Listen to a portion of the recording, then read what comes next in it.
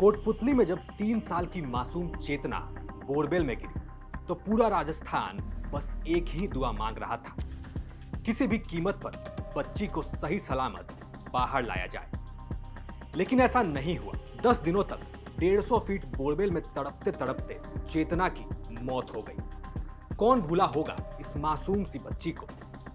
और जब नए साल के तीसरे रोज ही ऐसा हो जाए तो डर लगता है पूरा साल कैसा होगा।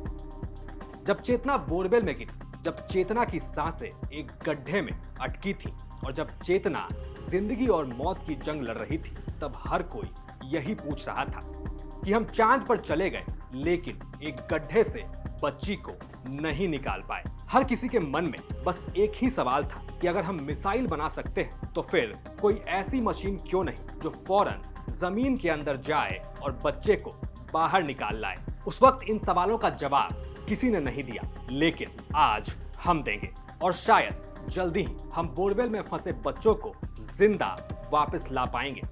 और इस बात की तस्दीक ये तस्वीरें करती हैं।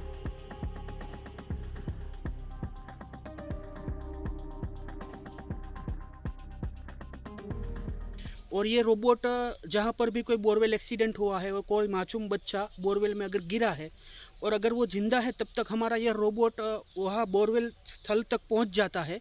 तो हम इस रोबोट की मदद से लगभग 1 घंटे के अंदर अंदर बच्चे का सही सलामत रेस्क्यू कर सकते हैं।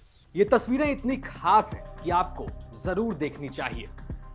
गुजरात के महेश अहिर मैकेनिकल इंजीनियरिंग में बीटेक और एमटेक दोनों, इसके बाद क्वांटम फिजिक्स में पीएचडी, मतलब इंजीनियरिंग की पूरी एबीसीडी सीखकर ये जनाब एक रोबोट बना देते हैं। ऐसा रोबोट जो अब बोरवेल में फंसे बच्चों को फौरन निकाल लाएगा। और ये बातें हम हवा में नहीं कह रहे, क्योंकि महेश अहिर अब तक 7 राज्यों में रेस्क्यू ऑपरेशन चलाकर कुल 7 बच्चों की जान बचा चुके हैं। जी हां, महेश अहिर का ये रोबोट अब तक बोरवेल के अंदर फंसे 7 बच्चों की जान बचा चुका है, उन्हें जिंदा वापस ला चुका है। अब पहले आप देखिए ये काम कैसे करता है।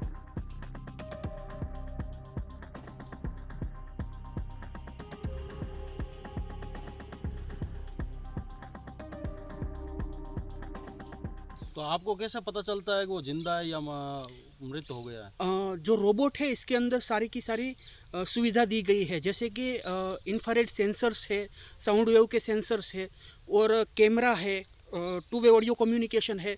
हर प्रकार की चीज़ है इसके अंदर कि जिसकी मदद से हमें बच्चे की एग्जैक्ट लोकेशन, बच्चे का टेम्परेचर और बच्चा किस हालत में है, मृत है या फिर जीवित है, सब कुछ पता चलता है। साथ में रोबोट के अंदर ऑक्सीजन का पंप भी है जिसकी मदद से बच्चे को पर्याप्त मात्रा में ऑक्सीजन भी मिल सकती है। और बच्चे को अगर ज़्यादा दिन हो गया है बोरवेल में और उसको कुछ पिलाने की ज़रूरत है तो उसके मदद से हम बच्चे तक जूस या फिर ओआरएस पाउडर के घोल को भी पहुंचा सकते हैं।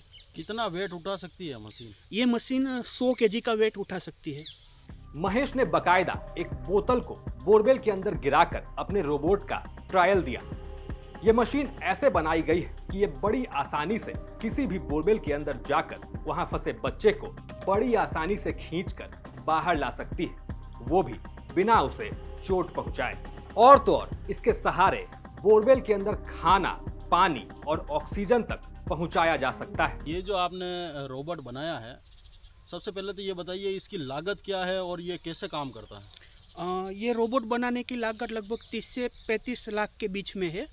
और ये रोबोट जहाँ पर भी कोई बोरवेल एक्सीडेंट हुआ है और कोई मासूम बच्चा बोरवेल में अगर गिरा है और अगर वो जिंदा है, तब तक हमारा यह रोबोट वहाँ बोरवेल स्थल तक पहुँच जाता है। तो हम इस रोबोट की मदद से लगभग 1 घंटे के अंदर अंदर बच्चे का सही सलामत रेस्क्यू कर सकते हैं। तो इससे पहले आपने कभी कोई रेस्क्यू किया है इससे? जी हाँ, मैंने इसकी मदद से 7 सफल रेस्क्यू किए हैं जिसमें बच्चे को जिंदा सही सलामत रेस्क्यू किया है। और लगभग 18 से 19 रेस्क्यू में मैंने पार्टिसिपेट भी किया है। तो कहाँ कहाँ किया है ये? मैंने गुजरात में किया है, मध्य प्रदेश में किया है, पंजाब में किया है, फिर कर्नाटक में और तेलंगाना में। अभी हम गुजरात से जयपुर जा रहे हैं राजस्थान के सीएम साहब को मिलने के लिए। तो क्या विशेष है वहाँ मिलने का? हमारा उद्देश्य यही है कि ये जो रोबोट है ये राजस्थान में भी एक होना चाहिए, क्योंकि राजस्थान में लगभग पिछले 6 महीने में 5 से 6 बोरवेल दुर्घटना बन गई है और उन 6 बोरवेल दुर्घटना में से सिर्फ एक ही बच्चा जिंदा बाहर निकल पाया। बाकी के 5 केस में हमें असफलता ही मिली है।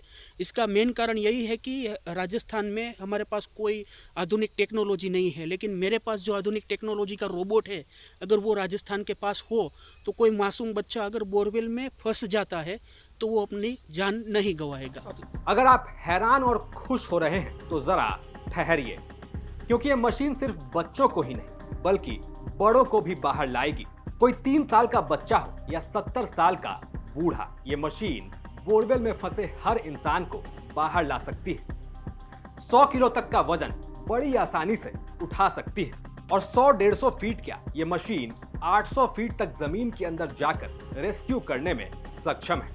आपको बताएं कि इस रोबोट को बनाने में कुल 30 लाख का खर्च आया है, लेकिन सबसे बड़ी बात ये कि चेतना के हादसे के बाद सीएम भजन लाल शर्मा ने महेश अहिर को गुजरात से राजस्थान बुला लिया, उनसे मुलाकात की और अब राजस्थान में बोरवेल में फंसी जिंदगियों को यही बचाएंगे।